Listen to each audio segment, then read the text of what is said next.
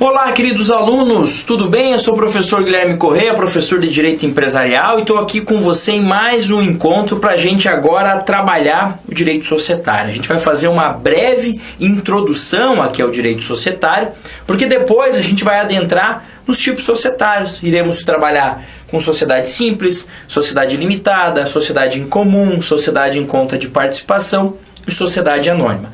Agora, nesse primeiro momento, a gente faz algumas noções gerais sobre o direito societário que são necessárias para que você entenda também os outros tipos societários. E a primeira coisa que a gente precisa entender é um conceito de sociedade, tá? Então, o 981 do Código Civil, ele traz para a gente o que é sociedade. Ele, digamos que dá um norte, dá um caminho para dizer, olha, isso é sociedade. Então, olha lá o que diz o 981 do Código. Celebram um contrato de sociedade as pessoas que reciprocamente se obrigam a contribuir com bens ou serviços para o exercício de atividade econômica e a partilha entre si dos resultados, tá? A partir desse conceito, a gente consegue extrair algumas informações importantes. Primeira delas, olha lá. A lei vai falar que é um conjunto que celebra um contrato de sociedade as pessoas, no plural. É por isso que eu digo que o primeiro elemento que a gente consegue extrair daqui é a pluralidade de pessoas. Então, para se ter uma sociedade, eu preciso de mais de uma pessoa. Que tipo de pessoa? Não importa. Pode ser mais de uma pessoa física, pode ser mais de uma pessoa jurídica. E claro, esse conceito de sociedade que eu trago aqui é um conceito geral, é um conceito amplo de sociedade. Porque existem tipos societários que não admitem sócios, pessoas jurídicas, por exemplo. Existem tipos de sociedade que a gente chama de sociedades unipessoais. Alguns dizem, por exemplo, que a empresa individual de responsabilidade limitada é uma sociedade unipessoal. Outros vão dizer que não.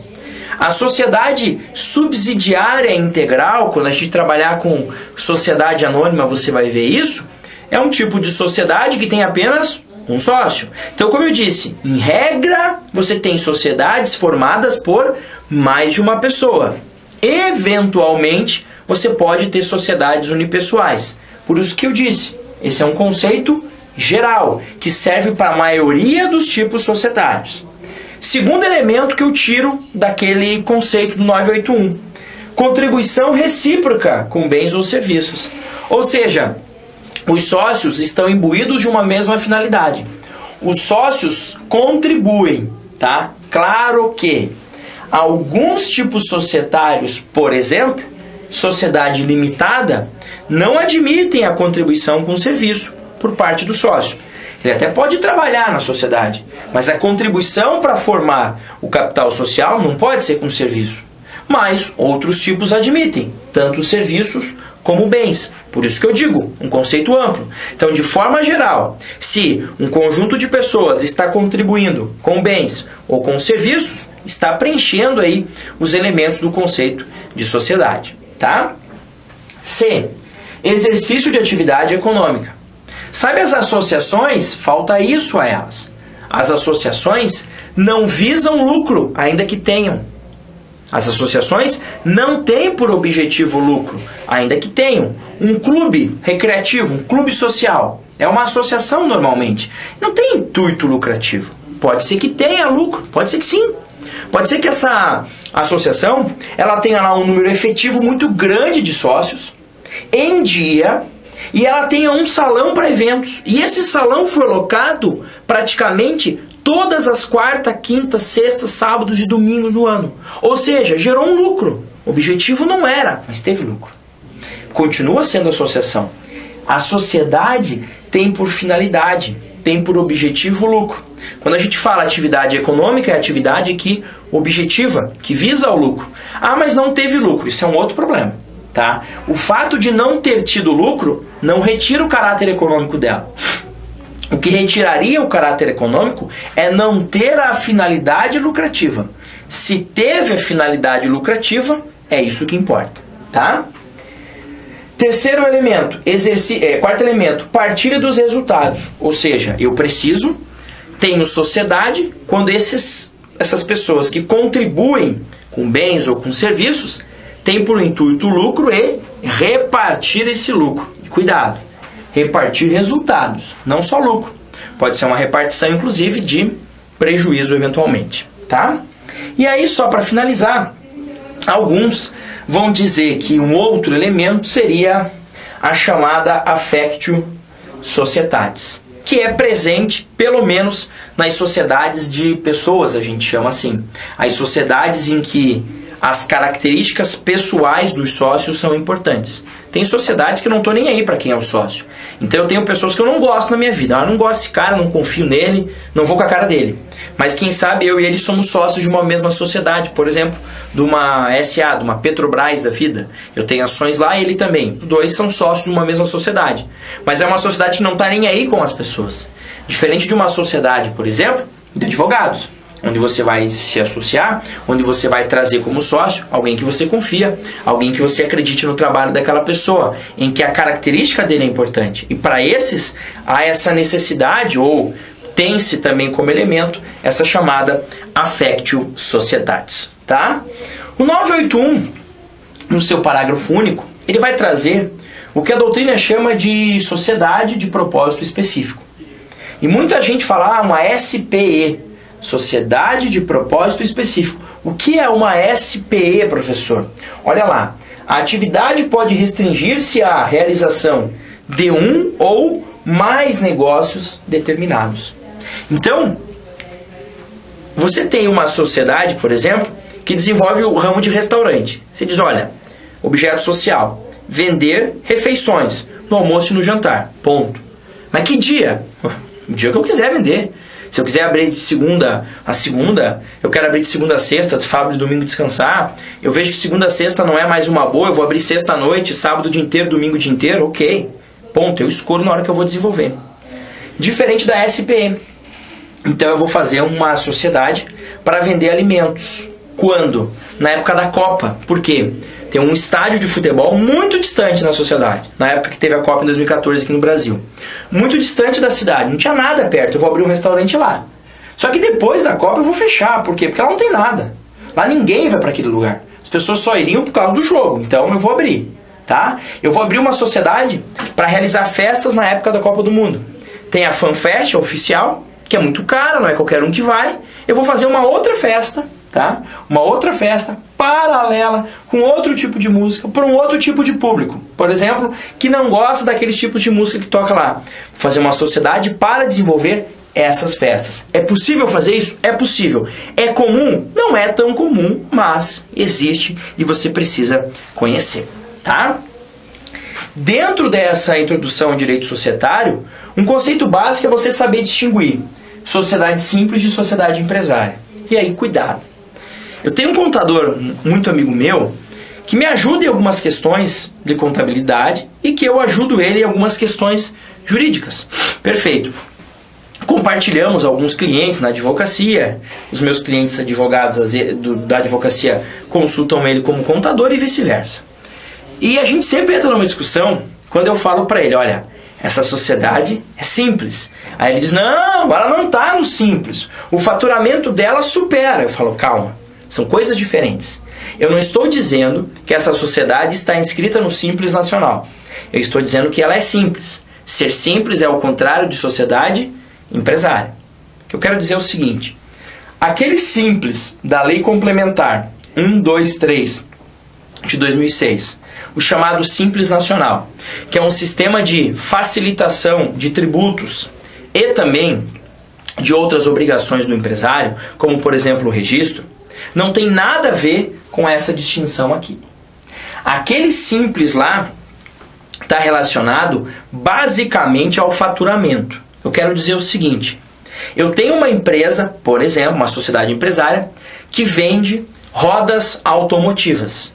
Ela é uma sociedade empresária. Porque o ramo dela, o que ela faz é atividade econômica e organizada para produzir ou circular bens ou serviços. Perfeito. É uma sociedade empresária. Mas que fatura 1 milhão por ano. Pode estar inscrita no Simples. Então é uma empresária inscrita no Simples. Aqui eu estou falando de sociedade que não é empresária. Aqui eu estou falando de sociedade que é empresária. Então, a sociedade simples não é empresária, a empresária não é simples. E a distinção está relacionada ao conceito de empresário. Quer dizer o seguinte, que toda a sociedade que desenvolve atividade econômica e organizada para a produção ou circulação de bens ou serviços e que não seja atividade intelectual de natureza científica, literária ou artística, será uma sociedade empresária. Aquelas que não desenvolvem essa atividade que eu acabei de mencionar, ou sociedades que desenvolvem atividade intelectual de natureza científica, literária ou artística, não serão sociedades empresárias. E, em não sendo sociedades empresárias, serão sociedades do tipo simples. É essa a distinção que você precisa entender, tá? Então, se a sociedade desenvolve atividade típica do conceito de empresário 966, lembrando de olhar para o parágrafo único dele, é uma sociedade empresária. Se não desenvolve aquela atividade, é sociedade simples. E lembrar que se a atividade for intelectual, de natureza científica, literária ou artística, será uma sociedade simples e não mais sociedade empresária, tá? Esse é o básico. Agora, cuidado com essa regrinha aqui, ó. Porém, há uma exceção a essa regra. E está no caso das sociedades por ações, que serão sempre empresárias. E as cooperativas, que serão sempre simples, independentemente do que façam. Então, na tua prova, ele vai afirmar assim: uma cooperativa que tem faturamento anual de 5 bilhões de dólares, ele vai te dar um valor assim, você vai ficar assustado. Será sempre sociedade simples, certo? Cooperativa sempre simples. Sociedade por ações sempre empresária.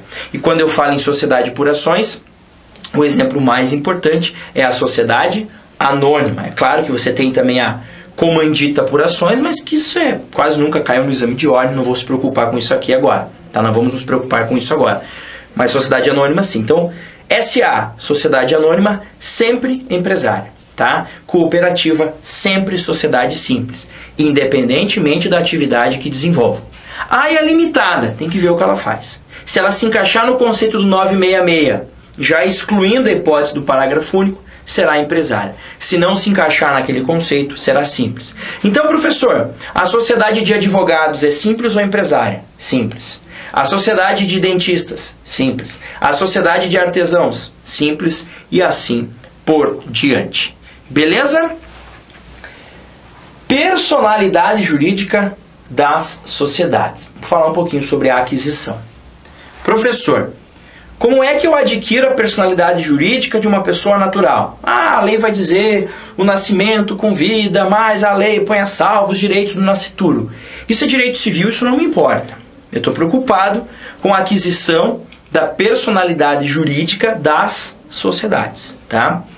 E para isso, a gente tem 985 do Código Civil, sempre, né? Que vai nos trazer o seguinte: a sociedade adquire personalidade jurídica com a inscrição no registro próprio e na forma da lei dos seus atos constitutivos. Em resumo, sociedade para ter personalidade jurídica é necessário o quê? O registro.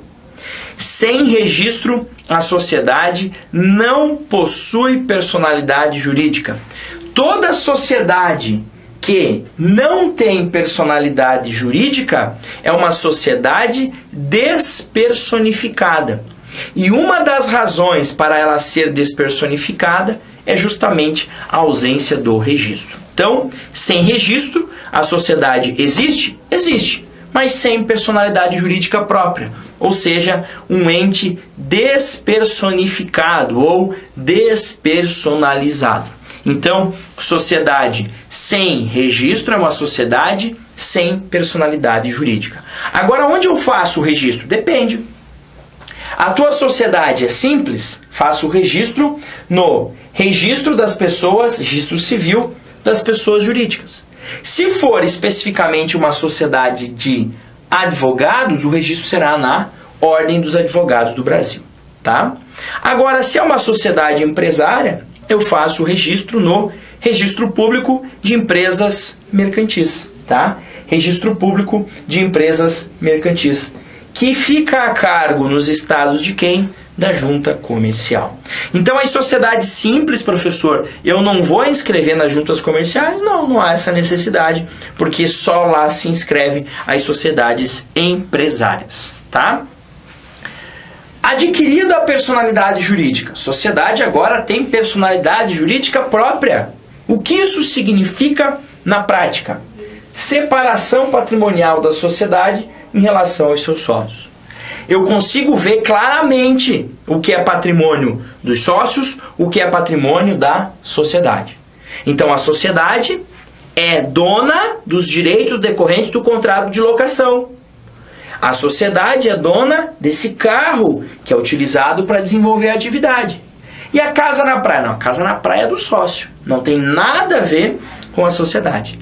Às vezes a pessoa fala assim, pô, aquele empresário, a sociedade empresária quebrou, faliu. Mas o sócio está bem. Por quê? Porque o patrimônio dele é diferente do patrimônio da sociedade empresária. E tem que ser assim. Porque se não for assim, você não incentiva a atividade empresarial no país. Você chega e diz, olha, você empresário aí vai quebrar e todo o teu patrimônio pessoal vai responder. Mas peraí, e o patrimônio da sociedade? Ah, esse não importa, é a mesma coisa que o teu. Não. Com a aquisição da personalidade jurídica, você tem essa distinção, essa separação patrimonial. E em razão disso, a aptidão para contrair direitos e obrigações no âmbito civil. Então, a sociedade pode contratar com a companhia de energia elétrica, com a companhia de saneamento básico, com a companhia de gás. A sociedade pode fazer um contrato com o fornecedor. A sociedade pode contratar ou demitir um funcionário. A sociedade vai se inscrever ou não no INSS e assim por diante. Tá? Então, com a aquisição da personalidade jurídica pela sociedade, primeira coisa, separação patrimonial. Eu consigo visualizar o que é patrimônio de sócio, o que é patrimônio da sociedade empresária, e eu consigo dizer, sociedade, agora, a partir desse momento, você tem a aptidão de contrair direitos e assumir obrigações no âmbito civil. Beleza? Agora, é claro que muitas vezes eu olho para uma sociedade e não consigo verificar o que é patrimônio dela e o que é patrimônio dos sócios. Em algumas situações, eu posso pensar no instituto da desconsideração da personalidade jurídica. Eu já te adianto aqui. A nossa abordagem é à luz do direito empresarial. É a nossa matéria, é o nosso tema. Eu não vou me preocupar muito com a desconsideração no direito do trabalho, no direito do consumidor. Eu vou me preocupar com a chamada teoria maior da desconsideração da personalidade jurídica, apesar de mencionar para você também o que é a teoria menor. Tá? Qual que é a ideia da desconsideração? Imagine que a personalidade jurídica fosse um cobertor, um manto, que viesse e cobrisse aquela sociedade. Então eu tenho 4 sócios, eu ponho esse manto por cima e crio uma personalidade jurídica própria. Eu olho para aquela sociedade, eu não vejo os 4 sócios, eu vejo um manto que protege os 4. Ou seja, aquele manto, personalidade jurídica, faz com que as obrigações contraídas pela sociedade devam ser assumidas pela própria sociedade e não atinjam quem está por detrás do manto. Quando eu desconsidero, é como se eu erguesse esse manto e falasse, ah, estão aí vocês 4, e atinjo o patrimônio dos 4. Atingiu o patrimônio dos 4, eu desço o manto novamente e a personalidade jurídica segue. Então, a desconsideração não é a extinção da personalidade jurídica. É simplesmente dizer, para algumas obrigações, eu finjo que não existe personalidade jurídica, atinjo o patrimônio dos sócios, mas, para as demais, continua havendo essa proteção aí patrimonial. Agora, quando isso é possível? A gente vai trabalhar com a hipótese em que o Código Civil autoriza a desconsideração, e essa hipótese está no artigo 50. Só um adendo aqui, o CPC, o Código de Processo Civil, a partir do artigo 131, traz o procedimento para desconsiderar. Mas é um procedimento somente processual. Eu te convido a assistir às aulas de intervenção de terceiros de processo civil, onde eu explico isso. Lá é a regra procedimental para desconsiderar. Mas quando desconsiderar, é o Código Civil para nós aqui que vai nos dizer, o Código do Consumidor lá para as relações de consumo, a CLT para os casos de relações trabalhistas. Então olha o que diz o artigo 50. Em caso de abuso da personalidade jurídica. Professor, conceito aberto. O que é abusar da personalidade jurídica? Eu concordo com você. Mas o Código demonstrou o que é abuso. Olha o que ele diz. Caracterizado pelo desvio de finalidade ou confusão patrimonial. Então abusar da personalidade jurídica é usá-la para uma outra finalidade diferente da que foi constituída ou confundir os patrimônios? Sim. Exemplo, professor. Claro que eu te dou exemplo. Imagine que eu tenha criado uma sociedade, tá, para vender produtos alimentícios. Aí eu começo a notar que se eu comprar carros por essa sociedade, fica mais barato. Aí eu compro um para mim, bem mais barato. Aí eu penso assim, peraí, se eu comprar mais um para essa sociedade, daqui a 6 meses eu posso vender por um preço lá embaixo. Vou começar a fazer isso. Eu começo a comprar carros numa sociedade alimentícia e começo a revender, ou seja, eu uso a personalidade jurídica dessa sociedade que era para vender alimentos para comprar e vender carro. Finalidade está sendo atingida? Não. Finalidade diversa. Posso desconsiderar nesse caso. E a segunda hipótese é a mais comum, confusão patrimonial. Esses dias eu fui jantar na casa de um amigo meu, que é sócio de uma sociedade empresária. Aí ele pediu lá uma pizza, refrigerante e tal. Chegou lá o motoboy, foi entregar. Ele, opa, vamos dividir? Ele, não, eu faço questão. Aí ele pegou um envelope que dizia caixa do dia tal. O que é isso? É o caixa lá da sociedade que eu sou administrador e sócio. Pegou o dinheiro dali e pagou. Usou dinheiro da pessoa jurídica para pagar um débito da pessoa física.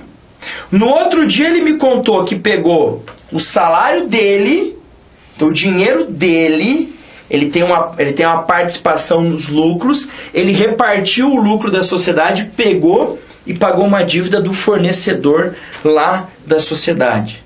Ele pegou o cheque da pessoa jurídica e pagou o colégio do filho. Nossa, que confusão é essa? Eu já não sei mais o que é dinheiro dele, o que é dinheiro da sociedade. Nesse caso, há uma confusão de patrimônio. Como há uma confusão, eu não sei mais o que é teu, o que é meu, posso desconsiderar. Aquele exemplo bem simples, né? Eu estou num local, me lembro quando eu era estudante, participava da organização de festas na faculdade. Aí eu vendia ingresso na entrada da balada, da festa. Aí eu pensava assim, eu tenho dinheiro meu para gastar, que está aqui no meu bolso. Trouxe lá, sei lá, 50 reais para gastar hoje à noite. Está aqui.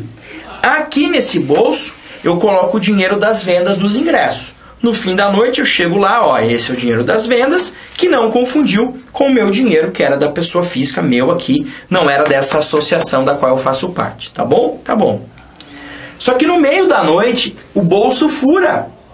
Os bolsos furam e se encontram. Eu já não sei mais o que é dinheiro do Guilherme, o que é dinheiro da associação. Tá? A ideia é essa. Havendo a confusão, posso desconsiderar. Posso fingir que aquela personalidade jurídica não existe e atinge o patrimônio dos sócios. Tá? Importante é o quê? Pode o juiz decidir, ou seja, ele desconsiderar sempre por decisão judicial, a requerimento da parte ou do MP, naqueles casos em que o MP intervém no processo, que os efeitos de certas e determinadas relações de obrigações sejam estendidos aos bens particulares dos administradores ou sócios. Vejam, olha lá, que os efeitos de certas e determinadas relações de obrigação. Não é tipo, olha, todas as obrigações devem ser atingidas. Não, são algumas especificadas pela decisão do juiz que determinou a desconsideração. Tá? E aí eu coloco a observação básica. Importante destacar que a desconsideração não anula ou extingue a pessoa jurídica. Há apenas uma suspensão momentânea da personalidade jurídica. para determinada situação jurídica ou determinadas situações jurídicas, ok? E a respeito da desconsideração, tem aquelas duas teorias que eu mencionei para você. A maior é a que a gente acabou de ver. Não basta a insolvência da pessoa jurídica. A pessoa jurídica não pagou, deve, não paga e ainda desviou finalidade, confundiu o patrimônio para eu conseguir. Já a teoria menor, inexistência de patrimônio da sociedade já seria suficiente para atingir o patrimônio do sócio administrador. Foi adotada, por exemplo, pelo Código de Defesa do Consumidor, que diz que se a sociedade não pagar as dívidas, se aquela personalidade jurídica for um empecilho à reparação de danos causados ao consumidor, já é possível pensar em desconsideração. Então a teoria maior é maior porque exige um maior número de requisitos para desconsiderar. Não basta a inadimplência da pessoa jurídica. Já a menor, sim. Inadimpliu, não tem como pagar, possa atingir o patrimônio de sócios ou administradores. Para a maior, não. Não pagou e abusou da personalidade jurídica, ou seja, houve desvio de finalidade ou confusão patrimonial, aí sim eu posso pensar em desconsideração. Pro direito empresarial, qual foi a teoria adotada? A teoria maior.